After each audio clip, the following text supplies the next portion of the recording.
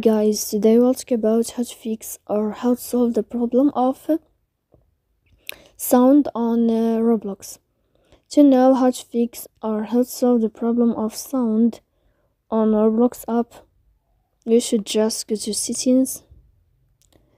After that, you can click on apps, default apps, app settings. Here in this page, you will enter to the window or to the app of Roblox, and you can click here. You can go to Roblox.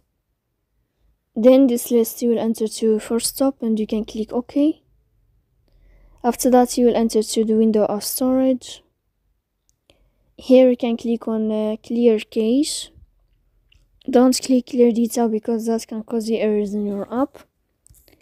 In the end, you can turn off your phone and you can wait a moment to turn on your phone again. So please don't forget to support us by like and subscribe.